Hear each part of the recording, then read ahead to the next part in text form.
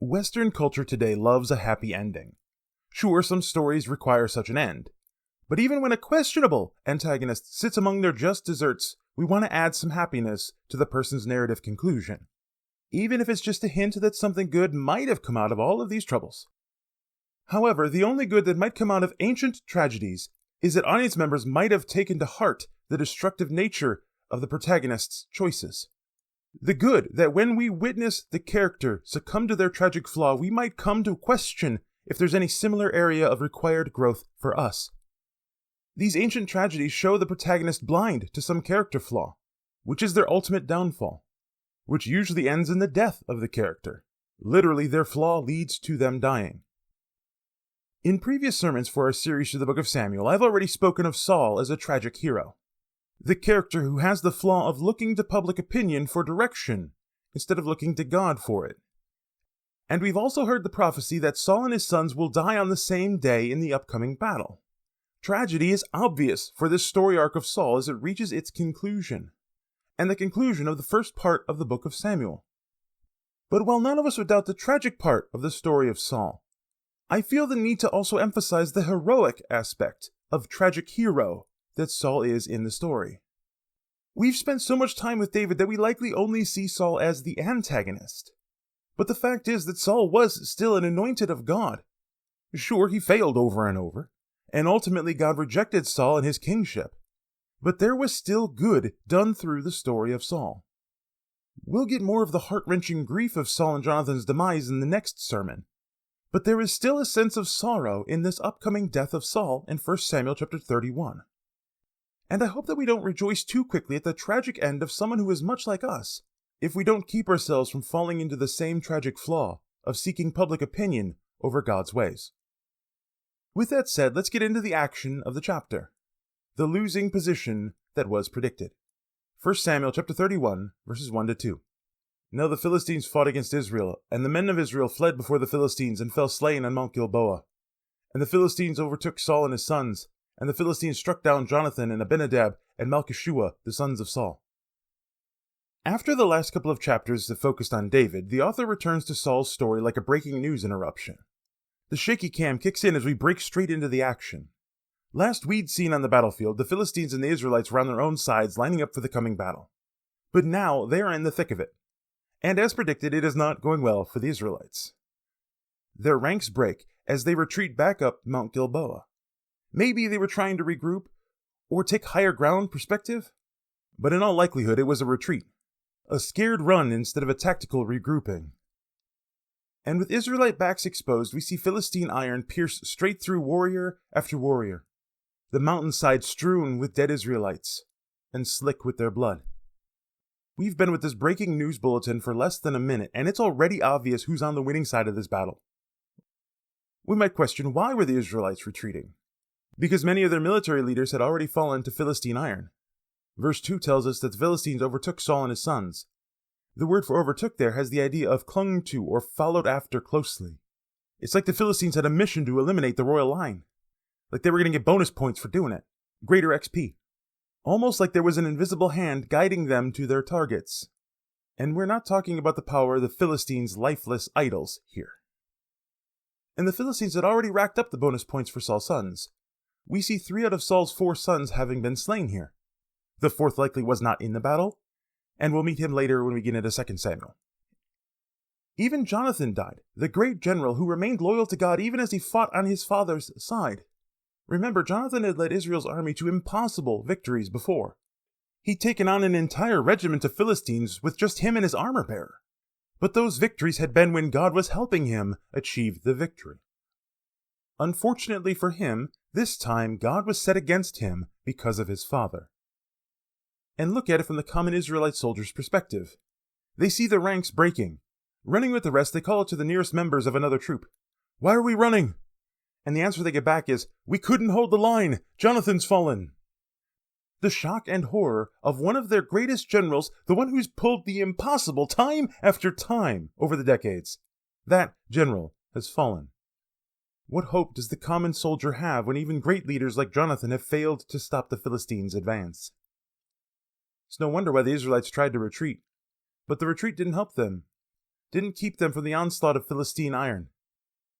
In these first 2 verses, we've seen 2 out of 3 parts of the prophecy given to Saul. Israel has obviously lost the battle, even as they continue to fight for their lives.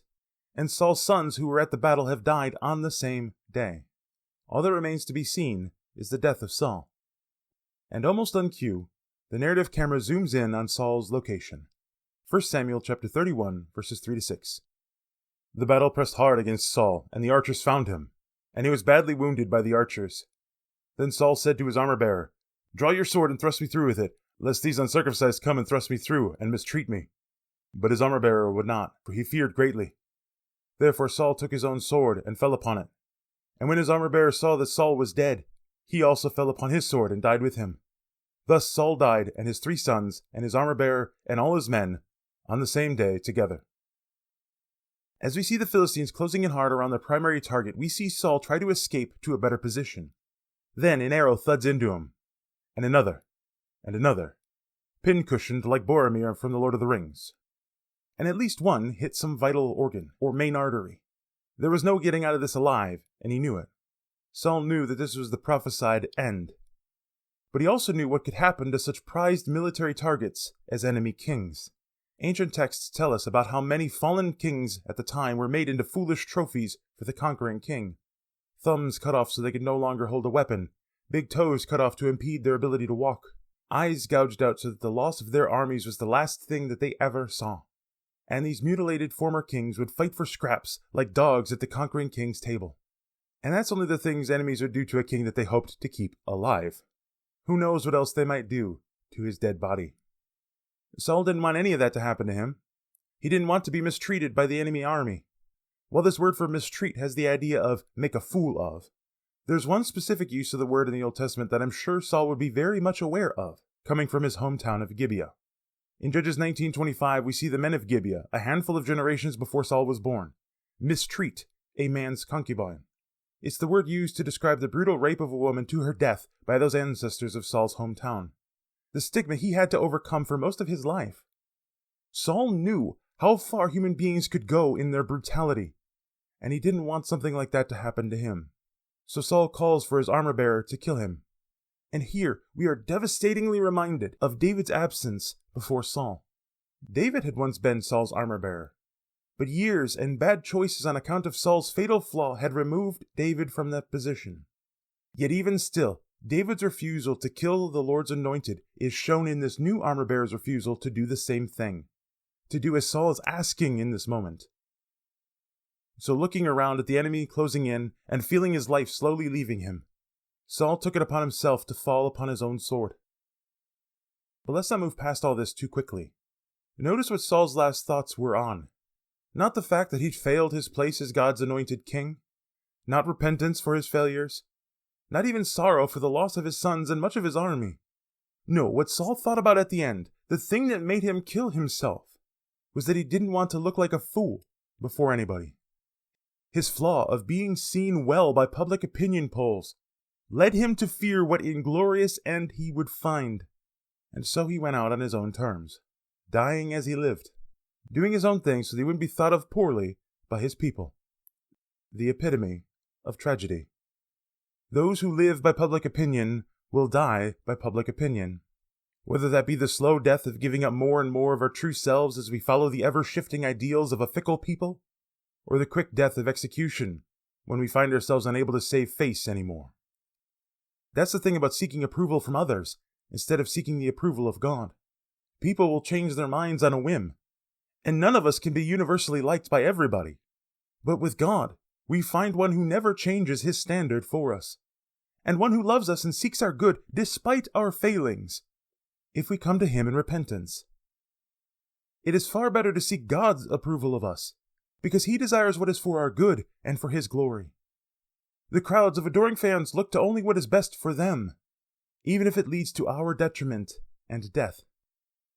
So let's learn from this tragic story of Saul to not turn from God in order to look good in front of others. Let's not find ourselves as allies of sinful actions, merely because it's what our culture pressures us to call good. Let's not live in line with those sinful choices because it feels good in the moment. Instead, let's be like God, who is greater than the public's opinion of him, Let's be like God, who can reveal good news, even in the short-term victories of those opposed to him. 1 Samuel chapter 31, verses 7 to 10. And when the men of Israel who were on the other side of the valley, and those beyond the Jordan, saw that the men of Israel had fled, and that Saul and his sons were dead, they abandoned their cities and fled. And the Philistines came and lived in them. The next day, when the Philistines came to strip the slain, they found Saul and his 3 sons fallen on Mount Gilboa. So they cut off his head and stripped off his armor, and sent messengers throughout the land of the Philistines, to carry the good news to the house of their idols and to the people. They put his armor in the temple of Ashtaroth, and they fastened his body on the wall of Bethshan. With the deaths of Saul and his sons, and the defeat of the Israelite army, the people who dwelt in the cities near that valley abandoned their homes, lest the Philistines slaughter them as well. Such was the victory of the enemy. The Philistines even took up residence in those abandoned cities. Then, as the Philistines looted the slain, they came across Saul's body. I am pretty sure Saul intended for his armor-bearer to take his body with him instead of killing himself too, but that didn't happen. So the Philistines did to Saul exactly what he feared the most. They made a fool of him. News of Saul's defeat resounded among the Philistine cities, likely with his head as proof. Saul's armor, unique to him, became a trophy for one of the Philistines' gods, and his body was nailed onto the wall of one of the captured Israelite cities. Any who drew near to the city would see Saul and his 3 sons splayed in disgrace upon the wall. Public humiliation for the one who so often sought to appease public opinion. One of the interesting word choices in all of this is found in verse 9. It says that the Philistines sent messengers to carry the good news throughout the lands.